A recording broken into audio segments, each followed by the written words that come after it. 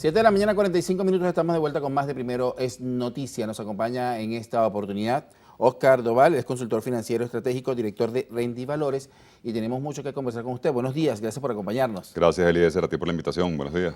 Queremos primero saber esto de que ha sido el anuncio en los últimos días de la vuelta de las sanciones. El próximo 18 de abril, en 2 días, pudieran nuevamente dar estas sanciones un nuevo giro a Venezuela, luego de que se habían flexibilizado. Así es, fíjate, tenemos apenas 2 días, como bien acabas de mencionar, 2 días para que pueda haber un hito importante que cambie el rumbo de la economía nacional. ¿Por qué razón? Porque la gente piensa que las sanciones, Eliezer, son cosas fundamentalmente dedicadas a los políticos, al gobierno, y eso no es así. Las sanciones contra Venezuela en su mayoría son sanciones generales, de carácter financiera y de carácter sectorial. Cuando digo carácter financiera es que nos bloquean desde el punto de vista financiero. Cuando digo carácter sectorial es que bloquean nuestra actividad comercial, fundamentalmente la petrolera, que es de lo que vivimos los venezolanos. ¿Qué significa esto? Si dentro de 2 días el gobierno de los Estados Unidos, que es el que impone las sanciones, decide revocar la licencia 44, o sea, recrudecer las sanciones, el crecimiento económico de Venezuela este año se puede ver seriamente comprometido. Para que la gente tenga una idea, desde que en octubre aligeraron un poquito las sanciones con esta licencia 44, hasta la fecha de hoy han ingresado al país por concepto de exportación petrolera 5.000 millones de dólares. 5.000 millones de dólares extra de lo esperado. Eso ha producido un incipiente crecimiento o activación de la economía nacional. Si nos quitan de usar paso el día 18, esa licencia que nos dieron en octubre del año pasado, ¿okay? Pues no hay más ingresos extraordinarios para el país. ¿Y qué puede ocurrir para que eso no pase?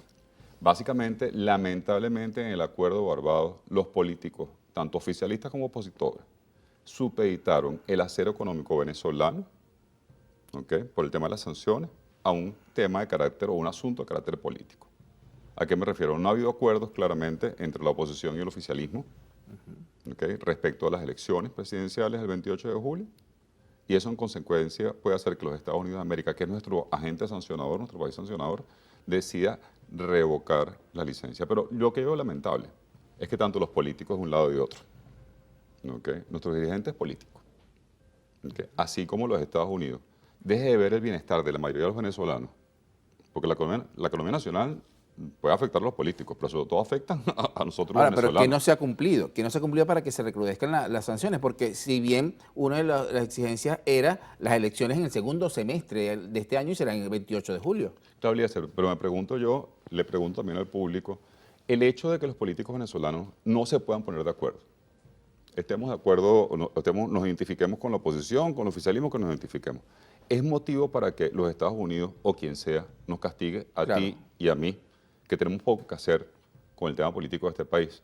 Cosa que yo lamento también profundamente, porque es que además yo no he visto a los políticos, ¿okay?, a los oficialistas sí, para ser honestos, los del gobierno sí, pero a los opositores en conjunto diciendo, señores americanos, ¿okay?, por asuntos de carácter político, por un tema de agenda política, no nos frieguen a todos los venezolanos. Ahora, pero ¿cuál es el acuerdo? Porque además el sector opositor tiene 12 candidatos comparado con un candidato del sector oficial, lo que demuestra organización de un sector y no del otro. Usted perfectamente lo acaba de decir. El sector opositor no se ha organizado incluso para solicitar que cesen las sanciones. Así mismo es, justamente, si no se pueden organizar, ¿okay?, que es cosa que es muy lamentable. Y te digo de verdad, porque independientemente de las simpatías políticas, yo creo que una de las cosas que deben clamar todos los políticos de cualquier tolda, ¿okay?, es que cesen las sanciones por un tema, a ver, no es que cesen las sanciones, es que mejore la economía nacional, para lo cual es importante que cesen las sanciones. Claro.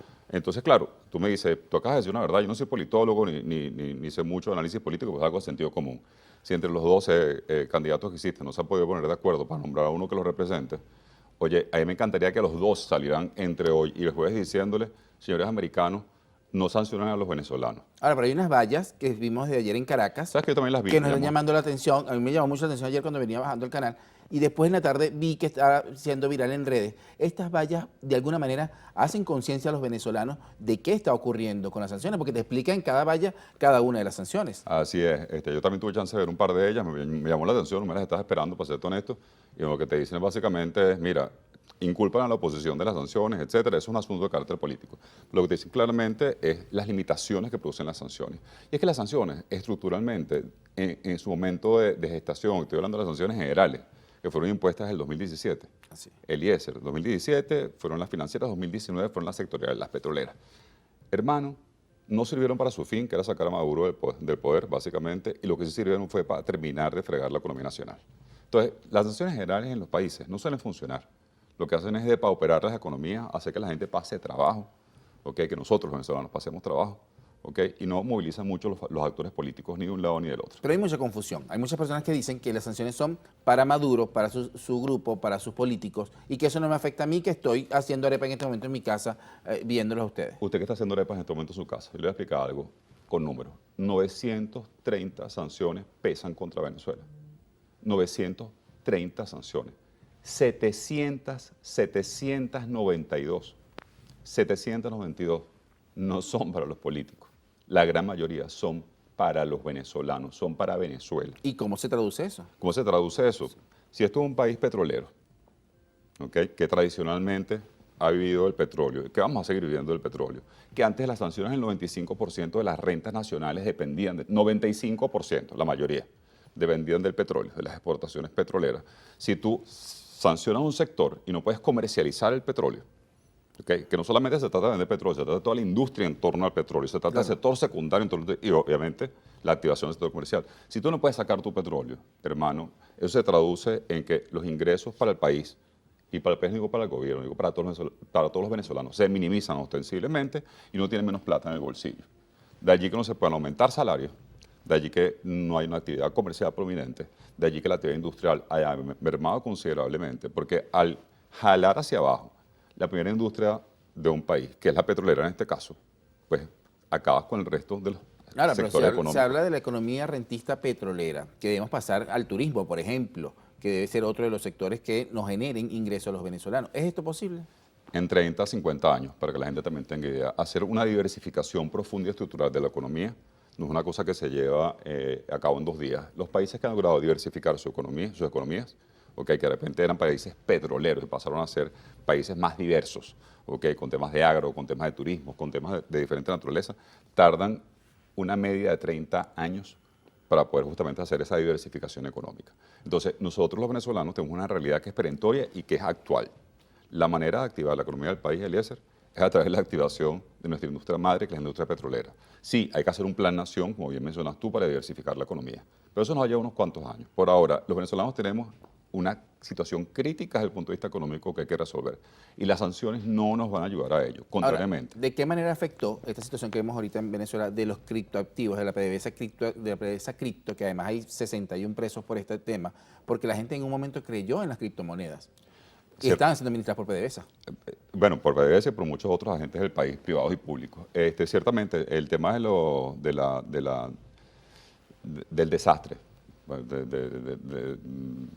del entramado de corrupción de PDVSA, produjo una paralización de la industria petrolera durante un tiempo, fundamentalmente de PDVSA, mientras se revisaba cuántos reales se habían llevado, cuántos se habían cogido, eso es lo que tengo entendido, y eso hizo una mella momentánea en la economía venezolana o en la activación de la economía venezolana. ¿Cómo afectó? Seriamente, muy seriamente, definitivamente.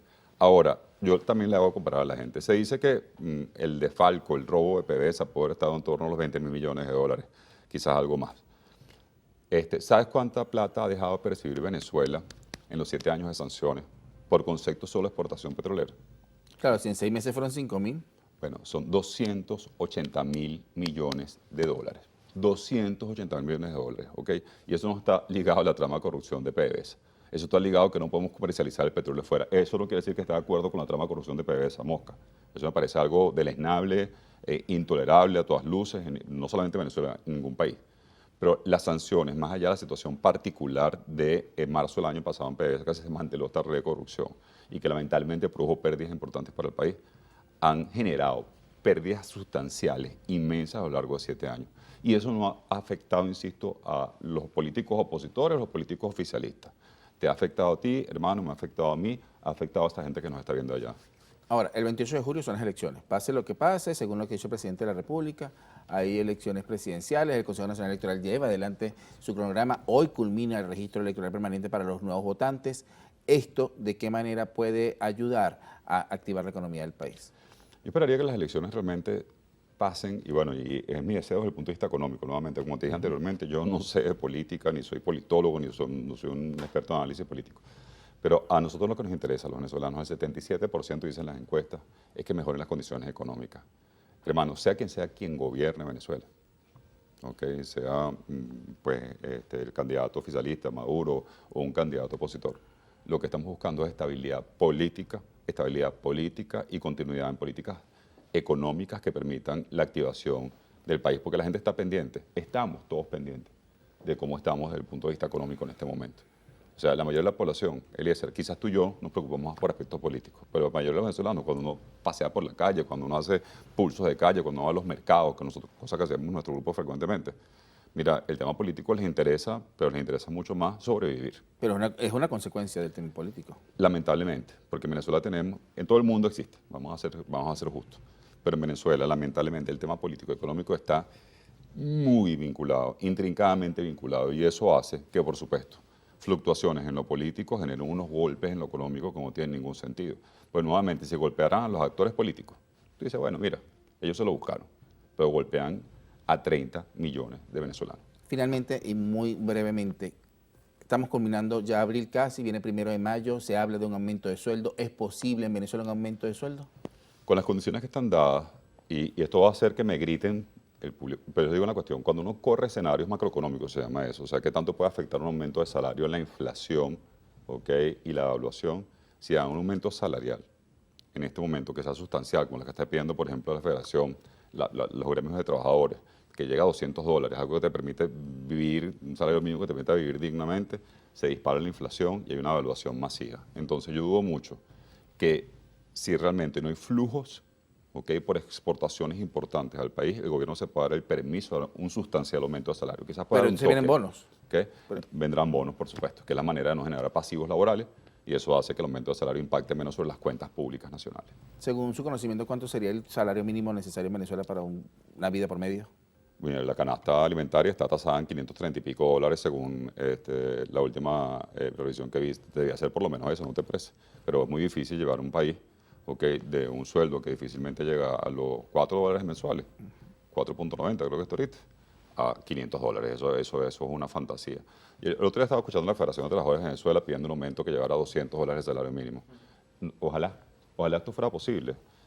Por aquí se ríen, y es verdad, ojalá esto fuera posible, pero yo les digo una cosa, y se lo digo con toda la responsabilidad de análisis macroeconómico por detrás. Si se da un aumento de $200, se nos dispara la devaluación, cosa que significa que a los 4 días lo que nos aumentaron no va a valer absolutamente nada.